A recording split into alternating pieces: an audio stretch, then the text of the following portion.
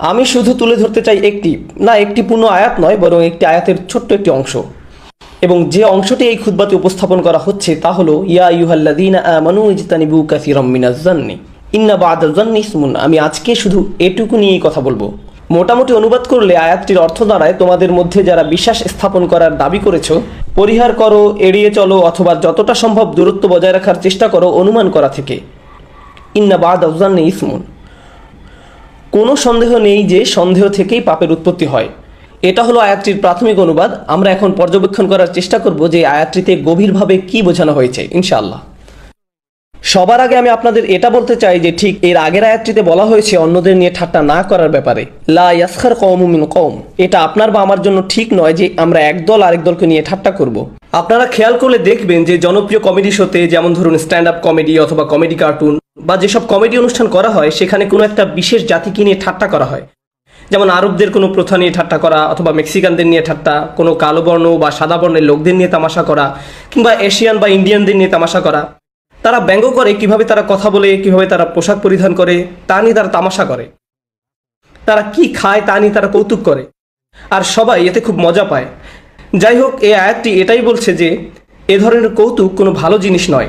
লা ইয়াসখার কওমুম মিন কওম। তোমাদের এটা করা উচিত নয়। এটা এমন কিছু নয় যা অন্যদের প্রতি আপনার মনে সম্মানবোধ সৃষ্টি করবে সাংস্কৃতিক দিক থেকে, বরং এটা আসলে অসহিষ্ণুতার ধারণা সৃষ্টি করে। অন্যদের নিয়ে হাসাহাসি করা, তাদের নিচু মনে করা বা নিজেকে তাদের চেয়ে ভালো মনে করার একটা প্রবণতা তৈরি করে। কিন্তু আজকের আলোচনার বিষয় এটি নয়, বিষয় হলো অনুমান করা।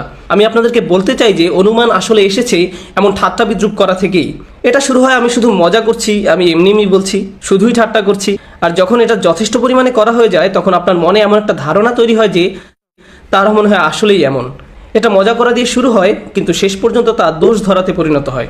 আপনি বিশ্বাস করতে শুরু করেন যে যাদের নিয়ে আপনি এতদিন মজা করেছেন তারা আসলেই সেরকম যেমনটি আপনি বলেছেন, পুরোপুরি সেরকম যেমন আপনি বলেছেন। এটা শুধু সীমিত নয়, আমি আবার বলছি, এটা শুধু সীমিত নয় গোষ্ঠীর জন্য, বরং ধর্মের জন্য সত্য। মানুষের বিভিন্ন বিশ্বাসের ক্ষেত্রেও প্রযোজ্য।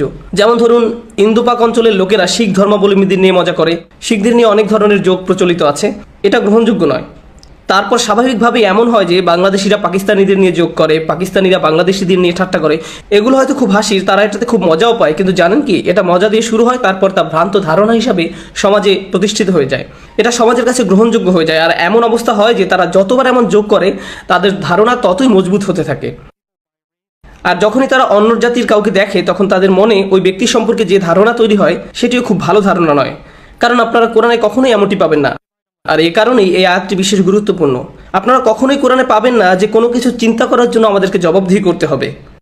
আপনারা হয়তো আগেই জেনেছেন যে আমাদের কৃতকার্যের জন্য আমাদেরকে জবাব দিতে হবে, কিন্তু আপনি যদি কোনো কিছু চিন্তা করে থাকেন, আপনার মনে হয়তো কোনো খারাপ চিন্তা এসেছে, আপনি সেই অনুযায়ী কিছু করেননি, কিছুই করেননি, এটা শুধুমাত্র চিন্তা ছিল যা মাথায় এসেছিল, তাহলে আপনার কোনো দোষ নেই। তাহলে আপনার কোনো দোষ নেই। আপনি যা চিন্তা করেছিলেন তা আপনি করেননি, তাহলে আপনি এখনও ঠিক আছেন।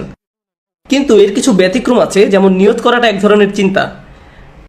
এমনকি আপনার নিয়ত যদি খারাপ হয় কিন্তু কাজ ভালো হয়, শুধু নিয়তের কারণে আপনার কাজের প্রতিদান কমে যেতে পারে। এর আরেকটি বিশেষ গুরুত্বপূর্ণ এবং অনন্য ব্যতিক্রম হলো এই আয়াতটি, ইজতানিবু কাসীরাম মিনাজ-জান্নি ফাইনা ইয়াতাজ-জান্ন। আল্লাহ বলেন যতটা সম্ভব দূরে থাকো এই ধরনের জান থেকে, যেটাকে এই মুহূর্তে আমরা খুব প্রাথমিক অনুবাদে অনুমান করা হিসাবে বলছি। আর এই অনুমান করা আপনার মস্তিষ্কে ঘটছে, আপনি কিছুই বলেননি, কিছুই করেননি, কিন্তু তারপরেও আল্লাহ বলছেন এমনটি চিন্তাও করো না। দেখেছেন, আয়াতটি আসলে ঠিক একটি ব্যতিক্রম। আগের আয়াতে বলা হয়েছে অন্যদের নিয়ে ঠাট্টা করো না। এটা বোঝা যায় যে আসলে কোনো কিছু বলা বা কোনো কিছু করা এটা একটি কাজ। কিন্তু এখানে আর এই আয়াতের পরের অংশেও আছে অন্যের উপর গোয়েন্দাগিরি করো না, অন্যের পিছে কথা লাগিও না। এগুলোর সবগুলোই কোনো কাজ যা মানুষ করে থাকে। অন্যের উপর নজর রাখা, অন্যের বদনাম করা, এসব করো না, ঠিক আছে? কিন্তু এখানে আমাদের শিক্ষা দেওয়া হচ্ছে কিভাবে আমরা আমাদের চিন্তা করার প্রক্রিয়াকে বদলাবো। এটা খুবই গুরুত্বপূর্ণ।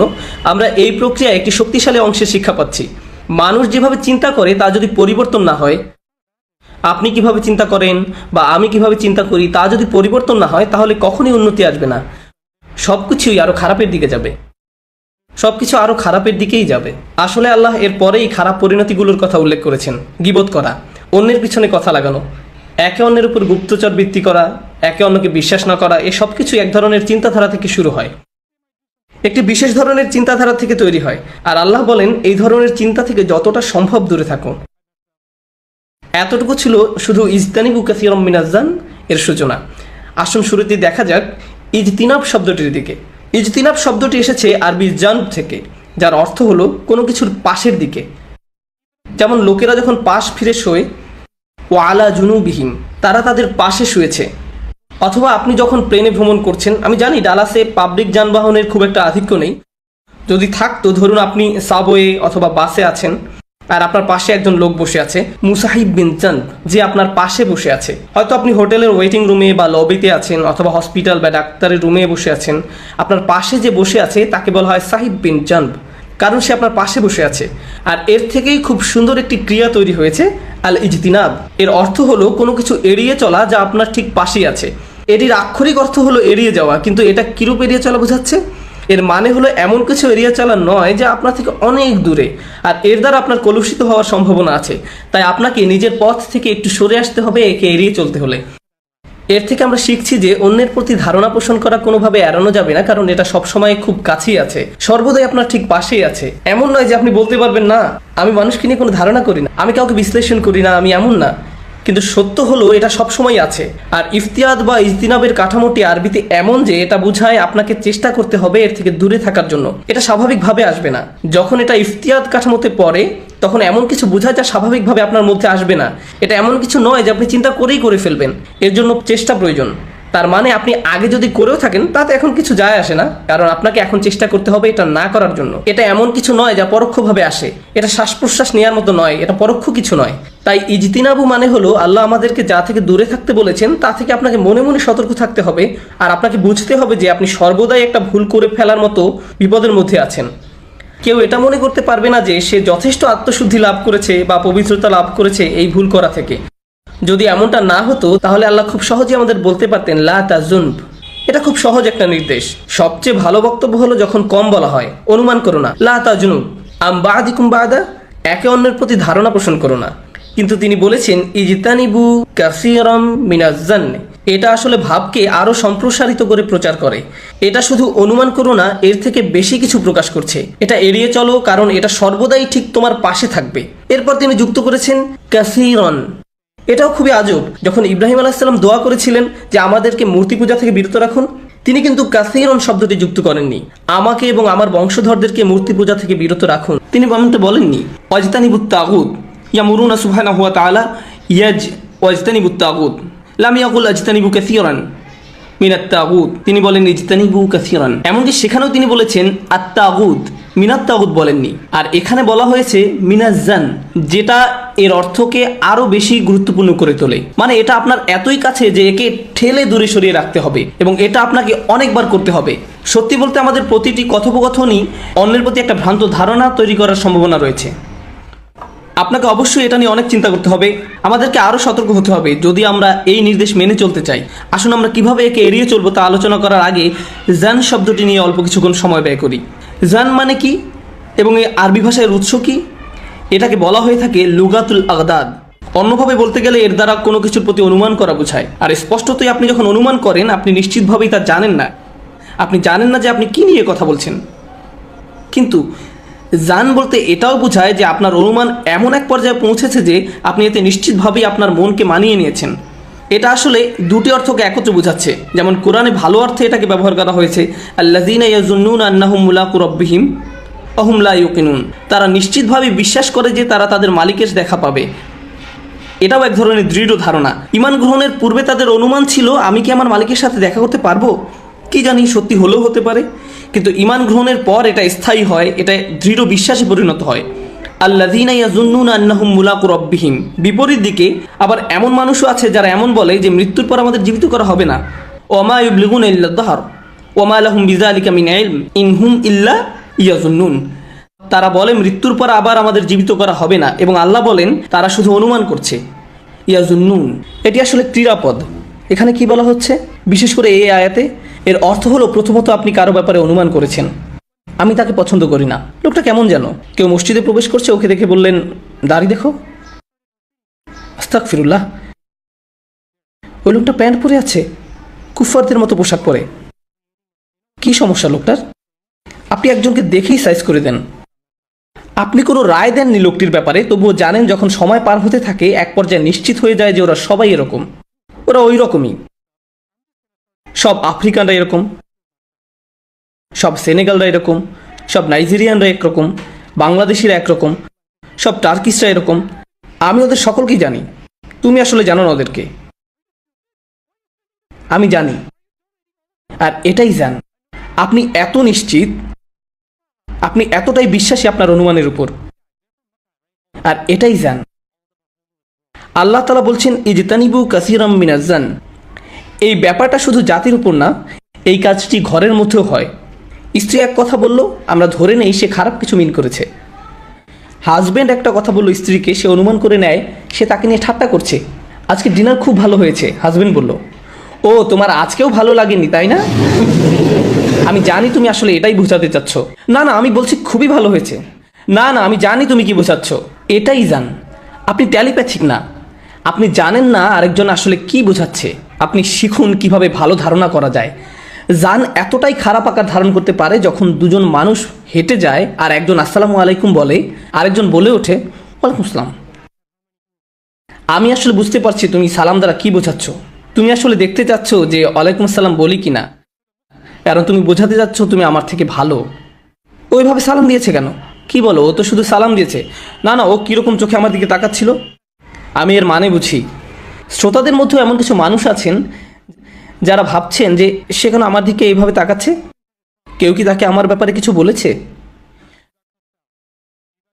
আমি এর আগেও একই ধরনের বিষয়ে খুতবা দিয়েছি, যেটা ছিল সুন্দরভাবে নম্রভাবে কথা বলা সম্পর্কে। ওয়াকুলু লিন্নাসি হুসনান। সম্পূর্ণ খুতবাটি ছিল নম্রভাবে কথা বলা নিয়ে, কারণ আমাদের এটাই দরকার। আমাদের সম্পূর্ণ আয়াতটির প্রয়োজন নেই, শুধু ওই অংশটুকুই জরুরি, কারণ আমরা তাতে খুবই দুর্বল। তো আমি যখন ওই বিষয়ে খুতবা দিচ্ছিলাম, যার একটি অংশ ছিল অনুমান করা নিয়ে, মানুষের সাথে সুন্দরভাবে কথা বলা নিয়ে, পরে এক ভাই এসে আমাকে বললেন যে কে তোমাকে এই খুতবা দেওয়ার জন্য কত টাকা দিয়েছে? কেউ কি তোমাকে আমার সম্পর্কে বলেছে? কি অবস্থা দেখুন। এটি হচ্ছে জান। আপনি চিন্তাই করতে পারেন না যে কেউ আপনার ভালো বলছে, আপনি চিন্তাই করতে পারেন না যে কেউ আপনাকে প্রস্তাব দিচ্ছে, কোনো উপদেশ দিচ্ছে, কিন্তু আপনাকে ছোট করার জন্য নয়, আপনার গৌরব ধূলিসাৎ করার জন্য নয়, অপমান করার জন্য নয়, বরং আসলে আপনার ভালোর জন্য। যদি জান বড় হয়ে যায়, তবে আমরা কখনোই একে অপরকে ভালো উপদেশ দিতে পারবো না। আমি আপনার নিকট একজন ভাই হিসাবে বলতে পারবো না যে আমি আপনার একটা বিষয় নিয়ে উদ্বিগ্ন, কারণ আপনি আমার ব্যাপারে এত বেশি অনুমান করে রেখেছেন যে আপনি আমার উপদেশ নিতে প্রস্তুত নন। আপনি ভাববেন যে আমার হয়তো অন্য কোনো উদ্দেশ্য আছে, আর আপনি তখন তা গ্রহণ করবেন না। আর এই জান শুধু আমাদের পারিবারিক বা সামাজিক কর্মকাণ্ডেই সীমাবদ্ধ নয়, বরং আমাদের আর ইসলামের দোয়াত এবং উলামাদের মধ্যেও বিরাজমান। কেউ হতে বলে যে ওই উলামার কথা শুনবো না, অমুক দিন সে অমুক কথাটি বলেছিল, তার মানে সে অবশ্যই খারাপ, তার খারাপ উদ্দেশ্য আছে। দেখুন, আমাদের উলামারা নবী নন, আমাদের দায়ীরাও নবী নন। আল্লাহ রসুল সাল্লাল্লাহু আলাইহি সাল্লামের পরে যে কোনো ব্যক্তিই তার বক্তব্যে ভুল করতে পারে, কারণ তারা সকলেই সাধারণ মানুষ। সব সময় এই সম্ভাবনা আছে যে কোনো স্কলার হয়তো কোনো কিছু বলবেন আর সেটা সম্পূর্ণ সঠিক হবে না, অথবা আপনি তার সাথে একমত হতে পারছেন না। যদিও আপনি স্কলার নন, তারপরও আপনি তার একটি কথার সাথে একমত নন। তার মানে এই না যে তারা যত ভালো কাজ করেছে অথবা ভবিষ্যতে করবে সবই বৃথা গেল। আপনি শুধু তাদের একটি কথার কারণেই তাদের তাচ্ছিল্য করতে পারেন না, কোনোভাবেই পারেন না। যদি এমনটা আপনার বা আমার সাথে ঘটতো, ভাবুন যে আমি একটি কথা বলেছিলাম 5 বছর আগে, আর কেউ একজন সেটি মনে রেখেছে আর আমার আর কোনো কথারই মূল্য দিচ্ছে না। অথবা হয়তো আপনি আমার বন্ধুকে কোনো কিছু বলেছিলেন। আমরা সবাই ভুল করি, কারণ আমরা সাধারণ মানুষ। কিন্তু শুধু একটি কথার উপর ভিত্তি করে একজন মানুষের পুরো চরিত্রকে অনুমান করা ঠিক নয়, তার চরিত্রকে ধূলিসাৎ করা ঠিক নয়। এরপর আবার অনেকে এমনও আছেন যারা ইসলামিক লেকচার শোনেন না, বই পড়েন না, দার্স শোনেন না। তারা শুধু লেকচারের সময় অপেক্ষা করেন এমন কিছুর জন্য যা তারা আক্রমণ করতে পারেন। ও, সেই কথা বলেছে, এই কথা, আচ্ছা আচ্ছা, মানে তারা ধারণা নিয়ে এখানে এসেছেন। তাদের আসার কথা ছিল আল্লাহর নৈকট্য লাভের জন্য, অথচ তাদের একমাত্র উদ্দেশ্য হলো ধারণা। আমি এই অংশটা নিব, এরপর এটা থেকে ভিডিও বানাবো, তারপর এর বিরুদ্ধে লিখবো, তারপর এটা করব। আল্লাহু আকবার। আপনার সমস্যা কি? আপনার কি এর চেয়ে ভালো কিছু করার নেই? এত ধারণা কেন? এত সন্দেহ কেন? কেন অন্য কি ভুল বলল তা খুঁজছেন? আমরা নিজেদের দোষ খুঁজতে এতটাই ব্যস্ত যে নিজেদের মধ্যে ভালো কিছু করার সময় নেই। আমাদের উম্মার সবাইকে আল্লাহর কিতাব নিয়ে এতটাই বোদ্ধা হয়ে গিয়েছে যে আমাদের এখন খুঁজতে হবে আপনি কি ভুল বললেন, আমি কি ভুল বললাম, আর অন্যরা কি ভুল বলল। আমাদের এইসব করার সময় নেই, এর পিছনে শ্রম ব্যয় করার কোনো মানে নেই, চেষ্টা করার কোনো লাভও নেই। আল্লাহর বাণী প্রচার করার বদলে আমরা নিজেদের জুনুন নিয়েই মগ্ন, আমরা এসব নিয়েই ব্যস্ত। এজন্যই আল্লাহ বলেছেন ইজতানিবু কাসীরাম মিনাজ-জান। কিন্তু এটাই আমার খুতবার পুরোটা নয়। এরপরে আছে ইন্না বাদাজ-জান্নি ইসমুন। তিনি বলেন নিঃসন্দেহে, কোনো সন্দেহ নাই, এটা পরিহাসের ভাবে আল্লাহ বলছেন, প্রথমত অনুমান হলো এমন কিছু যা তুমি শুরুতে সন্দেহ করেছিলে, কিন্তু ধীরে ধীরে তা মনে গেঁথে গেল। তাহলে আমি এখন এমন কিছু বলি যাতে কোনো সন্দেহ নেই, অনুমানের পর একটি জিনিস অবশ্যই আসবে, ইসম আসবে। আরবি ভাষায় ইসম এর প্রচলিত মানে হলো পাপ, কিন্তু কোরআনে পাপ বলতে জুনাহ, হারাজ সহ আরও অনেক শব্দ ব্যবহার করা হয়েছে, জানব শব্দ ব্যবহার করা হয়েছে, এমন অনেক শব্দ ব্যবহার করা হয়েছে। তাহলে ইসমের বিশেষ অর্থটি কি? এর কয়েকটি অর্থ আছে। পুরনো দিনে আরবি কবিরা তাদের কবিতায় জুয়া খেলা বোঝাতেও কখনো ইসম শব্দ ব্যবহার করতেন। খিমার বা জুয়া খেলার বদলে তারা ইসম শব্দ ব্যবহার করতেন। তারা শব্দ দুইটি একে অন্যের পরিবর্তে ব্যবহার করতেন। অন্যভাবে বলা যায়, আপনি আসলে জুয়া খেলেছেন। যখন আপনি অনুমান করেছেন আপনি জুয়া খেলেছেন, আপনি হয়তো সঠিক, কিন্তু আপনি ভুলও হতে পারেন। আর আমাদের দিনে যদি কোনো কিছু স্পষ্টতই খারাপ থেকে থাকে তাহলে জুয়া খেলা। কবিরা আরও একটি ক্ষেত্রে ইসম বা পাপ শব্দটি ব্যবহার করতেন, সেটি হলো অ্যালকোহল বা মদের পরিবর্তে। আমরা মদ খেয়েছিলাম, এর পরিবর্তে তারা বলতো আমরা ইসম পান করেছিলাম। মানে অন্যের প্রতি ধারণা করা এমন অবস্থায় যেতে পারে যে আপনি এতে মাতালের মতো হয়ে উঠবেন, আপনি আর ঠিক মতো চিন্তা করতে পারবেন না। মাতালরা যেমন উল্টাপাল্টা কাজ করে বা উল্টাপাল্টা কথা বলে, আর যারা মানসিকভাবে এমন হয়ে যায় তারা মাতালের মতোই হয়ে যায়, তারা যেন এতে নেশাগ্রস্ত হয়ে পড়ে। এমনই হয় তাদের সাথে। ইন্না বাদাল জান্নি ইসম আল ইসম বিমা লা জাযাআ কাযালিক। ইসম শব্দটি ক্ষতিপূরণ অর্থ ব্যবহার করা হয়, মানে এটা যেমন তেমন কোনো পাপ নয়, এটা এমন পাপ যার জন্য আপনাকে ক্ষতিপূরণ দিতে হবে। আপনি এর মূল্য দিবেন আর বাকিরা এর প্রতিফলন দেখবে। এটা এমন নয় যে ফেরেশতারা লিখে নিল, কেউ দেখলো না, শুধু শেষ বিচারের দিন তা দেখা যাবে। না, আপনি এই দুনিয়াতেই এর কুপ্রভাব দেখতে পাবেন। আপনি এখানেই অনুমান করার কুপ্রভাব দেখবেন। ভ্রাতৃত্ব নষ্ট হবে, সংসারে ফাটল দেখা দিবে, কারণ লোকজন অনুমান করে যে অন্যের মনে কি আছে। পুরো জাতি হয়তো যুদ্ধের জন্য প্রস্তুত হবে কোনো একটা অনুমানের কারণে। কতগুলো রাজনৈতিক স্ক্যান্ডাল হয়েছে অনুমানের উপর ভিত্তি করে। কোনো একটা গুজব রটলো অমুক নেতা এই কাজ করেছে, কোনো প্রমাণ নেই, কিন্তু মানুষ এর মধ্যেই রাস্তায় মারামারি শুরু করে দিল, মানুষ মরতে শুরু করলো, ব্যবসা বাণিজ্যের ক্ষতি হলো, কিন্তু কোনো দেশের তাতে কিছু যায় আসে না। আসল কথা হলো, গুজবের উপর ভিত্তি করে, একটি জানের উপর ভিত্তি করে কিছু মানুষ মারা গেল। এটা কতটা গুরুতর তাহলে? এটা শুধু ব্যক্তিগত বা সামাজিক ক্ষতিই করে না, পুরো দেশ ধ্বংস করতে পারে, পুরো জাতিকে শেষ করে দিতে পারে। উদাহরণ হিসাবে বলা যায়, আমরা অনুমানের উপর ভিত্তি করে যে যুদ্ধে গিয়েছিলাম তার কথা। আমরা এই অনুমান প্রচার করেছিলাম যে সেখানে মরণাস্ত্র আছে, তাই না? কিন্তু এখন সবাই জানে আসলে কিছুই ছিল না, সবাই জানে। এটা কোনো গোপন খবর না, অথচ কত মিলিয়ন মানুষ মারা গেল এই অনুমানের কারণে। ইজতানিবু কাসীরাম মিনাজ জান্নি। এটা শুধু মুসলমানদের জন্যই না, বরং সমগ্র মানব জাতির জন্য উপদেশ। এ কারণেই পরের আয়াতে আল্লাহ বলেননি ইয়া আইয়ুহাল্লাযীনা আমানু, তিনি বলেছেন ইয়া আইয়ুহান নাস ইন্না খালাকনাকুম মিন যাকারিন ওয়া উনসা। হে মানবকুল, আমি তোমাদের জাতি ও গোত্রে বিভক্ত করেছি, আমি তোমাদের বিভিন্ন জাতি, ভাষা ও সংস্কৃতিতে ভাগ করেছি, এই জন্য যেন তোমরা একজন আরেকজনকে চিনতে পারো। এই জন্য নয় যে তোমরা একে অপরকে নিয়ে ঠাট্টা করবে, অনুমান করবে। এটা বিভিন্ন জাতি তৈরির কারণ ছিল না। তোমরা বুঝতেই পারোনি আমি কেন তোমাদের এভাবে সৃষ্টি করেছি। আমরা কেন ভিন্ন আপনারা এর গুরুত্ব ধরতে পারেননি। আর এটা বলা হয়েছে সমগ্র মানব জাতিকে। কিন্তু এর পূর্বে তিনি বলেছেন ইয়া আইয়ুহাল্লাযীনা আমানু ইজতানিবু কাসীরাম মিনাজ জান্নি। কেন তিনি এটা বললেন? এতে কি শেখার আছে? সমগ্র মানব জাতিকে উদ্দেশ্য করার আগে তিনি বিশ্বাসীদের উদ্দেশ্য করেছেন, কারণ মুসলিমদের অন্যদের জন্য উদাহরণ হতে হবে। কিভাবে ভ্রান্ত ধারণা থেকে দূরে থাকা যায়, কিভাবে অন্যদের নিয়ে ঠাট্টা করা যাবে না, কিভাবে অনুমান করা থেকে দূরে থাকতে হয়, কিভাবে সুসম্পর্ক রাখতে হয়, কিভাবে সন্দেহ থেকে দূরে থাকতে হয়। পুরোপুরি পরিষ্কার প্রমাণ ছাড়া কোনো কিছুই মতামত দিবেন না।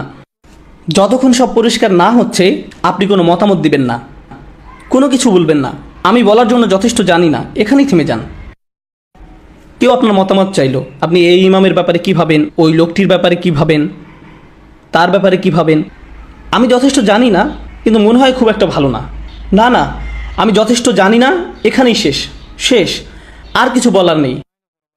আমি মনে করি যে লোকটি ভালো, আমি প্রায় নিশ্চিত যে সে ভালো। আর কিছু না হোক, জিদনি আখিকা উজরান, নিজের ভাইয়ের জন্য অজুহাত বের করুন। যদি আপনি যথেষ্ট না জানেন, বলবেন না যে আমি শুধু শুনেছি।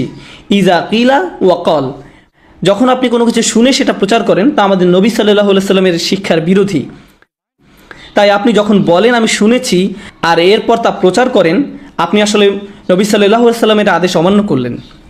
আপনি যখন ভাবছেন আমি কি শুনছি, না থাক, আমি কিছু শুনিনি, অন্য কেউ ছিল, আলাপের বিষয় পরিবর্তন করুন। এটা শেষ করবেন না, কারণ এটা ধারণারই একরূপ। কারণ এর থেকে হয়ে এটা এমন পর্যায়ে যায় যে মানুষ নানা ধরনের অনুমান শুরু করে দেয়, তারপর তারা এর উপর ভিত্তি করে সিদ্ধান্ত নেওয়া শুরু করে। আমাদের এমন জাতি হতে হবে যারা সঠিক তথ্য খুঁজবে, যতক্ষণ পর্যন্ত না তা পুরোপুরি নিশ্চিত হচ্ছে। পুরোপুরি নিশ্চিত না হলে আপনার কোনো পদক্ষেপ নেওয়ার দরকার নেই। আমরা কখনোই অগ্রসর হব না। আমাদের পরিবারে, কর্মক্ষেত্রে, সমাজে, এমনকি খবরের ক্ষেত্রে প্রয়োগ করতে হবে। কখনো আমরা খবরে কিছু একটা শুনি, ভাবি এটাই সত্য। উদ্দেশ্য, কোনো মানুষ বা ঘটনা নিয়ে কোনো কিছু মতামত দেওয়ার আগে আরও গভীর ও সঠিক অনুসন্ধান হওয়া উচিত। আমাদের আরও বিবেচক হতে হবে। ইন জাআকুম ফাসিকুন বিমা ইন ফাতাবায়ানু, কোনো খবর তাদের কাছে আসলে তারা বিবেচনা করে। কোনো খবর শুধু শুনলেই হবে না, ফাতাবাইয়াকু ফাতাসাব্বাতু বিকারাউকা, আরও গভীর ও সঠিক অনুসন্ধান হওয়া উচিত। আমাদের আরও বিবেচক হতে হবে। ইন জাআকুম ফাসিকুন ফাতাবায়ানু, কোনো তথ্য তাদের কাছে আসলে তারা তা বিবেচনা করে। কোনো খবর শুধু শুনলেই হবে না, যতক্ষণ পর্যন্ত পুরোপুরি নিশ্চিত না হওয়া যাচ্ছে কোনো মতামত দিবেন না, অনুমান করবেন না। আল্লাহ আমাদের এই নীতিতে চলার তৌফিক দান করুন। আজকে আমাদের নিজেদের পরিবারের আর সমাজের যে অবস্থা, এটা মেনে চললে তার থেকে অনেক ভালো হবে। আল্লাহ আমাদের অন্যের দোষ খোঁজা থেকে বিরত রাখুন, অন্যের প্রতি আন্তরিকতা দান করুন, ভালোবাসা দান করুন। আল্লাহ এই দিনের মাধ্যমে আমাদের এক উম্মাহ হওয়ার তৌফিক দান করুন।